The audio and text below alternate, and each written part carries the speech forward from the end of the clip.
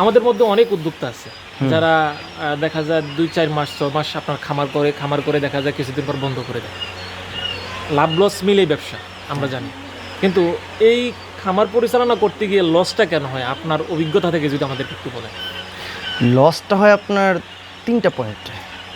আপনি ক্রয় থেকে লস করতে পারেন, আপনি পরিচর্যা থেকে লস করতে পারেন, আপনি বিক্রয় থেকে লস করতে পারবেন। এইখানে কোনটা পুরুষ পাখি কোনটা মহিলা পাখি এটা কি চেনার আছে এখানে? কিছু কিছু চেনা যায়, কিন্তু এখন পুরোপুরি চেনা সম্ভব না, কারণ পাখিগুলির ম্যাচুরিটি আসে না। আচ্ছা, লক্ষণটা কি হতে পারে এর মধ্যে, কি দেখে চেনা যায়? মানে এটা আপনার একটা বাদামি কালার আসবে বুকের মধ্যে, হ্যাঁ, তখন আপনার এটা পুরুষ হয়, এটা বাদামি কালার আসলে।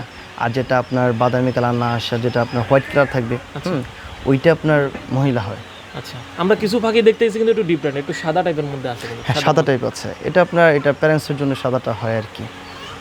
ওটা নির্ণয় করার কোনো এটা নির্ণয় করা যায় ডিম পাড়ার আগ মুহূর্তে, হ্যাঁ, নির্ণয় করা যায়, যারা বুঝে তারা নির্ণয় করতে পারে। তো এভাবে নির্ণয় করা যায় না, সম্ভব হয় না।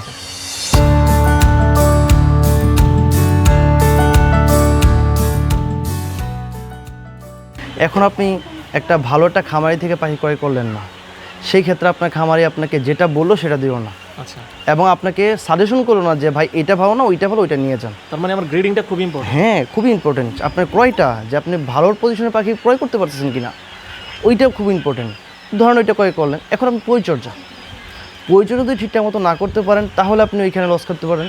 এবং পরিচর্যাও করলেন, এখন বিক্রয় পজিশনে গিয়ে দেখলেন যে আপনার ওইটা মার্কেটে চলছে না, তখন তো আরও বড় লস করবেন।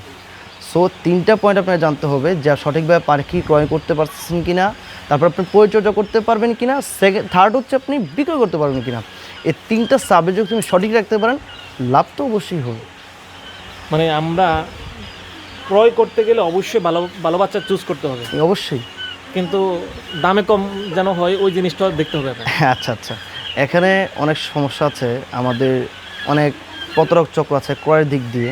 দেখা যায় বাঙালি মানুষ তো দাম কম দেখিয়ে আসলে তোমার হুমড়ি খেয়ে পড়ে। সেটাই আসলে আমি তাদেরকে সাজেস্ট করবো, ক্রয়ের ক্ষেত্রে দাম কম দেখে না, পাখির কোয়ালিটি দেখে আপনি পাখির প্রাইস নির্ধারণ করলে, তখন আপনি ওই যে দাম কম, একজন দাম কম বলছে আপনি দৌড়ে ওর কাছে চলে গেলেন না। কোয়ালিটি দেখতে হবে যে সে কোন কোয়ালিটির পাখি দিচ্ছে। দেখা যাচ্ছে যে এখন আপনি অনেকে 40 টাকা 45 টাকা 40 টাকা করে পাখি সেল করে ফেলে, ছোটো বয়সের পাখি। তো এই ক্ষেত্রে দেখা যাচ্ছে আপনার পাখিটা মহিলা পুরুষ ঠিকঠাক মতো চেনা যায় না। এখন আপনার অনেক পাখি আপনার পুরুষ চলে গেল ওইখানে, কারণ কম দাম দেখে অনেকে চলে গেল, দৌড়ায় ওইখান থেকে নিবে, মহিলা দেওয়ার কথা বলে তাকে 30% পুরুষ দিয়ে দিল, সেক্ষেত্রে সে তো অবশ্যই লস করবে। হ্যাঁ, ওই 30% পুরুষ তো আপনার সে না সেল করতে পারতেছে না, আপনার এই শুধু খাচ্ছে, আবার না এটা আপনার এই ডিম দিচ্ছে।